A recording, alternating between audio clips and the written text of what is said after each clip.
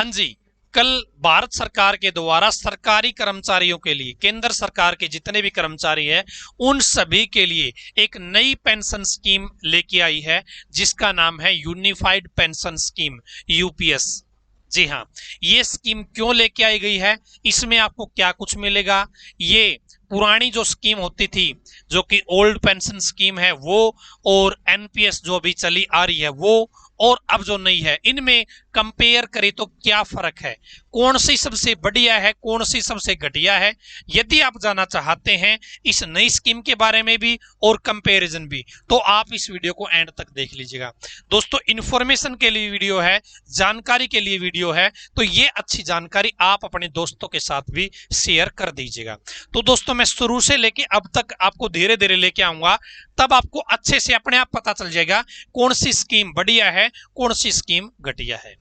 दोस्तों, सबसे पहले जो मिला करती थी वो थी दोस्तों ओल्ड पेंशन स्कीम, ठीक है, ओपीएस, जिसकी मांग आपने अभी हाल ही में या लगातार लोग करते आ रहे हैं कि भाई हमें तो ओल्ड पेंशन स्कीम के तहत ही ज्वाइनिंग दो, हमें ओल्ड पेंशन स्कीम ही चाहिए। तो वो ओल्ड पेंशन स्कीम क्या थी वो बताऊंगा।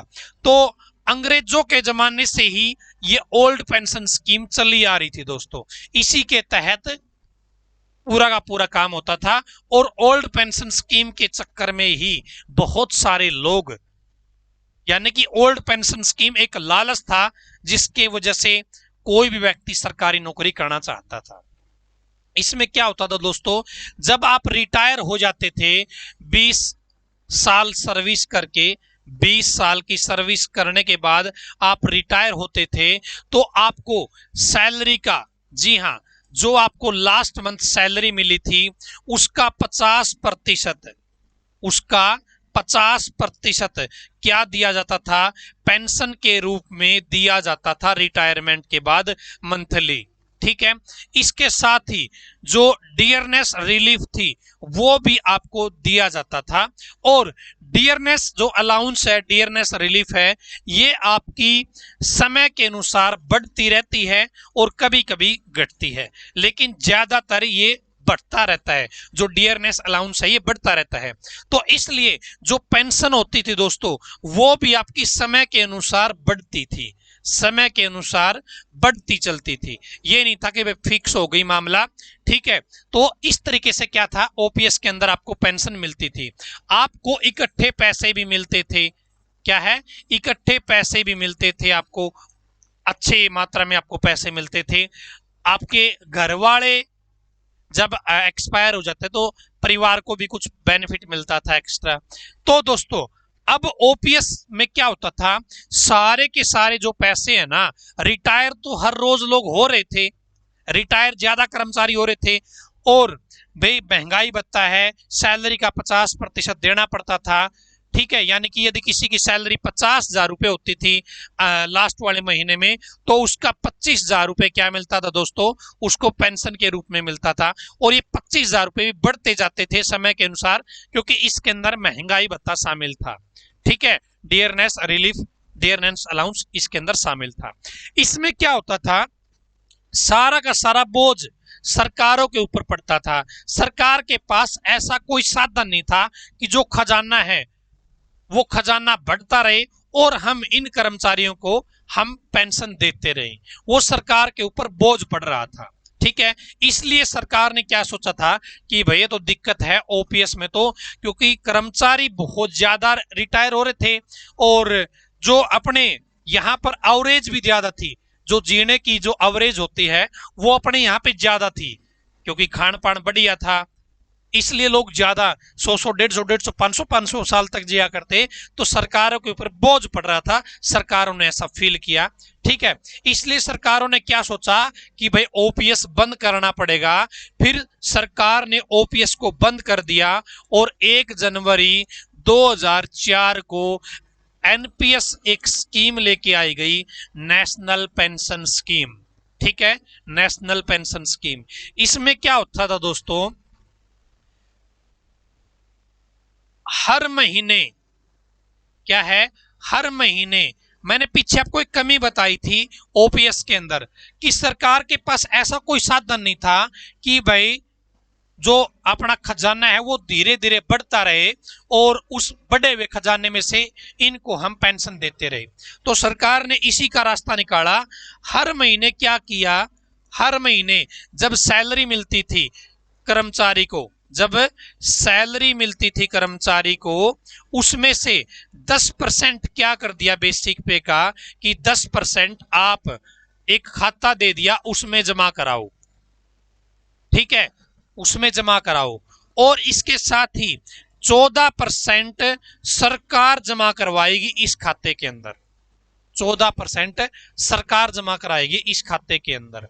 और जो ये आप लोग जमा करोगे पैसा, सरकारी कर्मचारी पैसा जमा करेगा, इसको क्या है, ये निवेश कर सकता है, निवेश किया जाता था। ठीक है। और जब रिटायरमेंट होती थी, जब रिटायरमेंट होती थी, तो दोस्तों जितने पैसे यहां पे आपके इकट्ठे होते थे, जितने पैसे यहां पे आपके इकट्ठे होते थे, उसका 60% आप लोग निकलवा सकते थे उसी टाइम, रिटायरमेंट के टाइम। ठीक है। इन 60% के ऊपर जो आपने पैसे निकाले, इनके ऊपर कोई भी टैक्स नहीं लगता था, कोई भी टैक्स नहीं लगता था। बाकी जो 40% बच गए, जो बाकी जो 40% यहां पे आपके जो पैसे इकट्ठे हुए थे, जो बच गए, आपने 60% तो पैसे निकलवा लिए, 40% पैसे बच गए, इसको फिर आप कहीं ना कहीं इन्वेस्ट करते थे, इक्विटी वगैरह में, कोऑपरेटर बॉन्ड वगैरह में, इन चीजों में आप इन्वेस्ट करते थे, ताकि उससे आपकी जो मंथली पेंशन है वो आपको दी जा सके, जो मंथली पेंशन है वो आपको दी जा सके। ठीक है, समझ गए, यहां पे मंथली पेंशन है वो दी जा सके।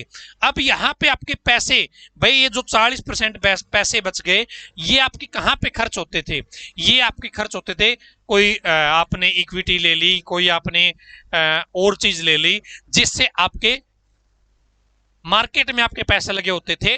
मार्केट में जो पैसे आपके लगे होते थे दोस्तों, यहां पर भी इस टाइम के दौरान भी जो आप इकट्ठा पैसा जमा करते थे, ये भी और ये भी, अब ये चीज क्या हो गई, मार्केट के ऊपर डिपेंड हो गई। मार्केट तो दोस्तों कम भी हो सकती है और ज्यादा भी हो सकती है। क्या है, मार्केट तो कम भी हो सकती है और ज्यादा भी हो सकती है। तो यहां पर जो आपको पैसा मिल रहा था दोस्तों, चाहे वो 40% की बात हो, चाहे इसकी बात हो, क्योंकि ये भी तो मार्केट में जाता था, ये मार्केट में दोस्तों जाता था, मार्केट के ऊपर डिपेंड करता था। सरकार ने रास्ता निकाल दिया कि मार्केट में लगा देंगे, कुछ पैसे हम इनको दे देंगे, कुछ इंप्लॉय के सैलरी से काट लेंगे, फिर हम कहीं पे इन्वेस्ट कर देंगे, और फिर उससे क्या है, इनको लास्ट में पेमेंट दे देंगे। मार्केट अच्छी चली गई तो भाई कर्मचारी को अच्छा पैसा मिल जाएगा, मार्केट नीचे मुद्दे मुंह पड़ गई तो कर्मचारी भी मुद्दे मुंह पड़ जाता था। ठीक है, मार्केट के ऊपर पूरी की पूरी चीजें डिपेंड करती थी। और उसके बाद जो पेंशन मिलती थी, जो 40% यहाँ पे बचा हुआ पैसा भी इन्वेस्ट किया जाता था, तो वो भी मार्केट में जाता था, तो पेंशन मिलती थी वो इसी से, तो पेंशन भी आपकी अप डाउन रहती थी, जिससे दिक्कत आती थी कर्मचारी को। ठीक है, ये आपकी जो एनपीएस स्कीम थी वो थी। अब यहां पे मैंने आपको बताया कि 60% पे कोई टैक्स नहीं लगता था, इस 40% जो आपकी अर्निंग होगी, जो आपको पेंशन मिलेगी, उसके ऊपर टैक्स लगता था। ठीक है, इसके अलावा मैंने आपको बताया ओपीएस के अंदर, यहां पे जो आपको पेंशन मिलती है दोस्तों, जो पेंशन मिलती है और जो आपको इकट्ठे पैसे मिलते हैं दोस्तों पूरे के पूरे, उन पर टैक्स लगता है। क्या है, टैक्स लगता था। ठीक है, उन पर टैक्स लगता था। एनपीएस के अंदर 60% जो पैसे मिलते थे उन पे टैक्स नहीं लगता था। 40% जो पैसे बच गए, जो आप इन्वेस्ट करोगे, जिससे आपको मंथली पेंशन वगैरह मिलेगी, उसमें आपका टैक्स लगेगा। ये आपकी एनपीएस स्कीम थी। और लगातार कर्मचारी वो मतलब सेफ महसूस नहीं कर रहे थे एनपीएस के तहत, क्योंकि मामला फिक्स नहीं था। फिर भाई ओपीएस के अंदर कोई भी पैसे नहीं देने पड़ रहे थे, सारी चीज मिल रही थी, इकट्ठे पैसे मिल रहे थे, पेंशन भी मिल रही थी, अच्छी सैलरी, यहाँ पे समय के अनुसार बढ़ोतरी भी हो रही थी। लेकिन एनपीएस के अंदर क्या हो रहा था, हम इंप्लॉय से कुछ ना कुछ पैसे ले रहे थे और उस पैसे को मार्केट में इन्वेस्ट करते थे, उस इन्वेस्टमेंट से जो रिटर्न आता था उससे पेंशन दी जाती थी, उससे तो वो कम ज्यादा भी होती थी, वो फिक्स नहीं रहती थी। इसलिए कर्मचारी अपने आप को सेफ महसूस नहीं कर रहे थे, वे बार बार डिमांड कर रहे थे कि भाई आप ओल्ड पेंशन स्कीम लेके आओ, ओपीएस लेके आओ। ठीक है, सरकार ने अब लॉन्च किया दोस्तों यूपीएस। अब दोस्तों डिमांड जो कर्मचारी है वो ओपीएस की कर रहे थे, लेकिन सरकार लेके आई है यूपीएस, यानी कि कुछ ना कुछ तो फर्क जरूर होगा, यानी कुछ ना कुछ तो इन दोनों के बीच फर्क जरूर होगा। समझ रहे हो बात को? कुछ ना कुछ तो फर्क जरूर होगा। अब कर्मचारी ये कह रहे हैं कि भाई यदि ये यूपीएस इतनी बढ़िया चीज है तो नेता लोगों पर, नेताओं को जो पेंशन मिलती है उसके ऊपर ये चीज लागू क्यों नहीं करते? उनके ऊपर भी लागू कर दो यूपीएस, फिर कर्मचारी तैयार है ये काम करने के लिए। लेकिन भाई नेताओं के ऊपर अलग है और कर्मचारियों के ऊपर आप अलग कर रहे हो। आप कर्मचारियों को तो बोल रहे हो कि 25 साल आप लगातार सर्विस करोगे तो आप इस चीज के हकदार होगे, ये कंडीशन दे दी। लेकिन नेताओं को तो बताया जा रहा है कि आप भाई 5 दिन के भी आप एमएलए एमपी बन जाओगे तो भी आपको सैलरी मिलेगी, तो भी आपको पेंशन मिलेगी। बड़ा गम चक्कर है यार। तो यहाँ पे यूपीएस क्या है दोस्तों? यूनिफाइड पेंशन स्कीम है। इसमें क्या कर दिया, यदि आप 25 साल लगातार सर्विस करते हो तो आप दोस्तों क्या कर लोगे, तो आप आपकी जो सैलरी का जो 12 महीने की सैलरी है, जब आप रिटायरमेंट हो रहे हो, जिस दिन रिटायरमेंट हुई है उसके पिछले 12 महीने की जो बेसिक सैलरी है, बेसिक पे है दोस्तों, बेसिक पे बोला है, इस बात का ध्यान रखें। जो बेसिक पे है उनका एवरेज क्या है, उसका एवरेज क्या है, उसका 50% आपको क्या दिया जाएगा, पेंशन दी जाएगी। उसका 50% पेंशन दी जाएगी। 25 साल की सर्विस होनी चाहिए। यदि आपको 50% क्या लेनी है, यदि आपको 50% आपको पेंशन लेनी है अपनी बेसिक पे की, और लास्ट के 12 महीने और उनकी जो बेसिक पे है उनका एवरेज निकाला जाएगा। उस एवरेज को निकाल के जो एवरेज बेसिक पे होगी उसकी 50% जो सैलरी है वो पेंशन के रूप में आपको दी जाएगी। ये चीज पहली बात इन्होंने बोली है। इसके अलावा दोस्तों यदि कोई 10 साल काम करता है, 10 साल काम करता है, मान लेते हैं किसी ने 12 साल काम किया, लेकिन उसकी जब इस हिसाब से कैलकुलेट करते हैं तो उसकी बनती तो 9,000 हुआ है, 9,000 रुपए पेंशन है।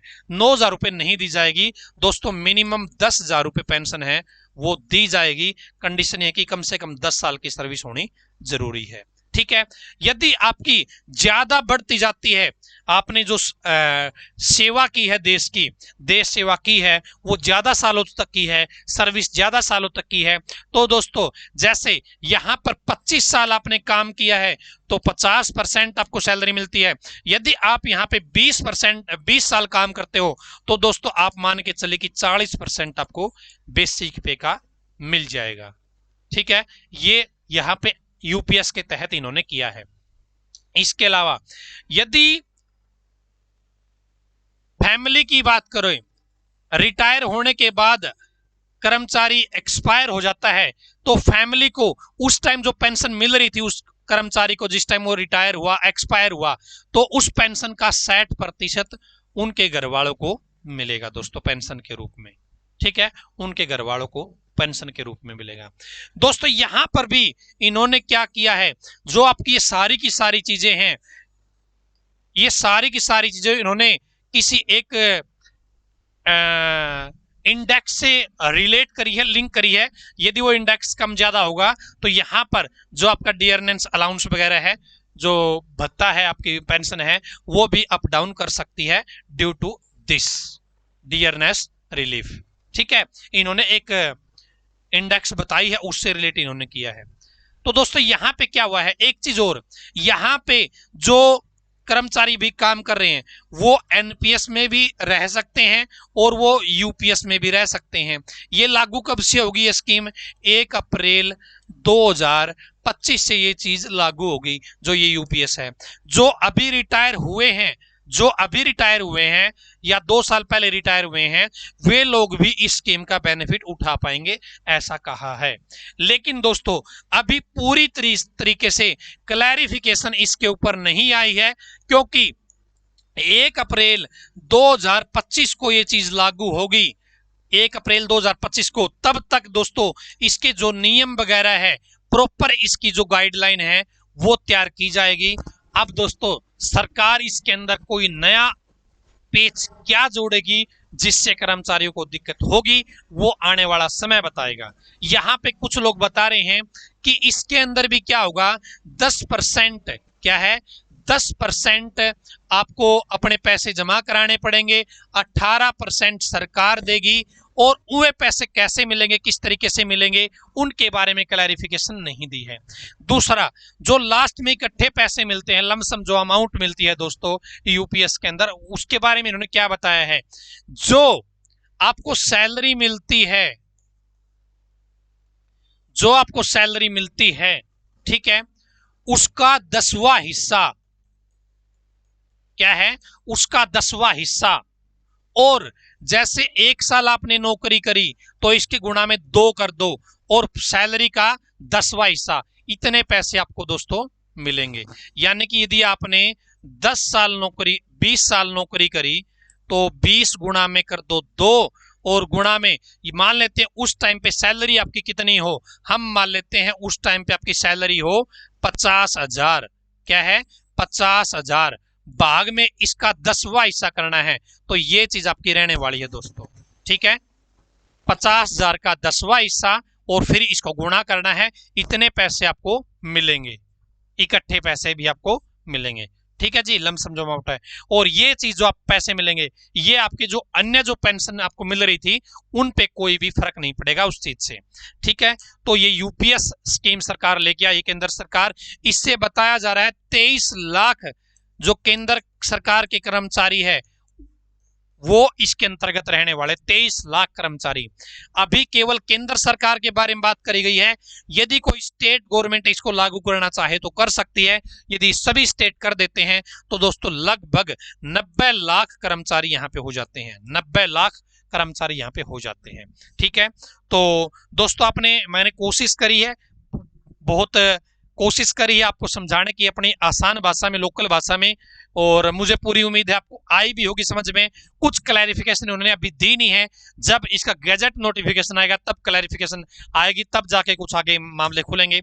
और वीडियो को लाइक कर देना है, चैनल को सब्सक्राइब कर देना है, और इस वीडियो को घुमा देना है अपने दोस्तों के बीच, ताकि पता चल जाए कि यूनिफाइड पेंशन स्कीम क्या है, और ओल्ड पेंशन स्कीम क्या है, और नेशनल पेंशन स्कीम क्या है, कौन सी अच्छी है कौन सी घटिया है, खुद आप कमेंट बॉक्स में जरूर बताइएगा।